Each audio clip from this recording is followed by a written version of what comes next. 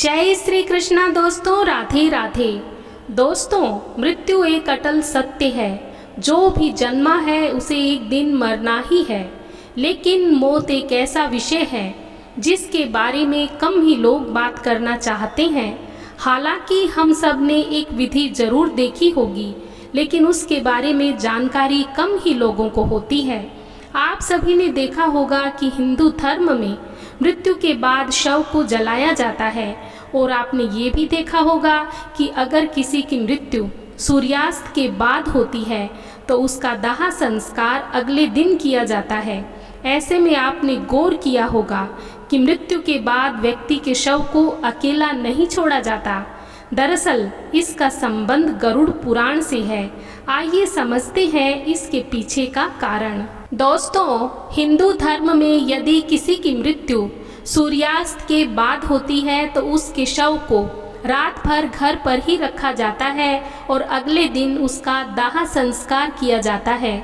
इस दौरान शव को रात भर घर में ही रखा जाता है और किसी न किसी को उसके पास रहना होता है। इसके पीछे की मान्यता है कि यदि रात में ही शव को जला दिया गया तो इससे व्यक्ति को अधोगति प्राप्त होती है और उसे मुक्ति नहीं मिलती है। ऐसी आत्मा असुर, दानव या पिशाच की योनि में जन्म लेती है। यदि किसी व्यक्ति की मृत्यु पंचक काल में होती है तो पंचक काल में शव को नहीं जलाया जा सकता। शव का दाह संस्कार करने के लिए पंचक काल समाप्त होने का इंतजार करना चाहिए। तब तक के लिए शव को घर में ही रखा जाता है और किसी न किसी को शव के पास रहना होता है।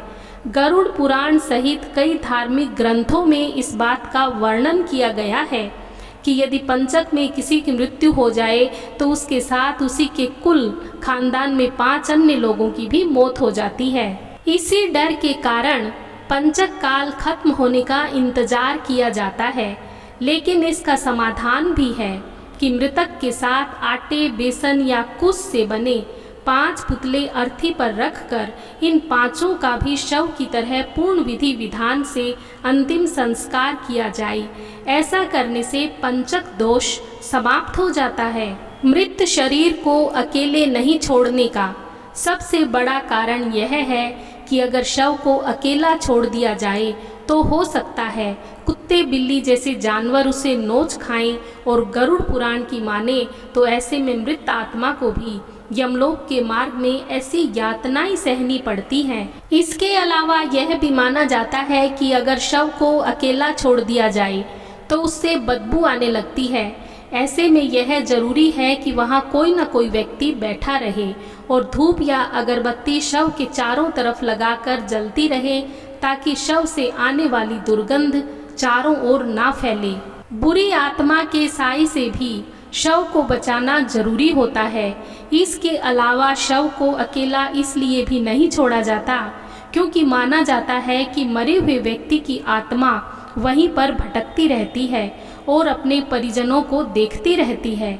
ऐसे में कहा जाता है कि इंसान की मौत के बाद शरीर आत्मा से खाली हो जाता है, जिस वजह से उस मृत शरीर में कोई बुरी आत्मा का साया अपना अधिकार जमा सकता है। यही वजह है कि रात में शव को अकेले नहीं छोड़ा जाता है और कोई ना कोई इसकी रखवाली करता रहता है। हाँ तो दोस्तों, यदि जानकारी अच्छी लगी हो तो वीडियो को लाइक और शेयर कर दीजिए। यदि चैनल पर नए हैं तो प्लीज़ मेरे चैनल को सब्सक्राइब कर लीजिए। जय श्री कृष्णा, राधे राधे।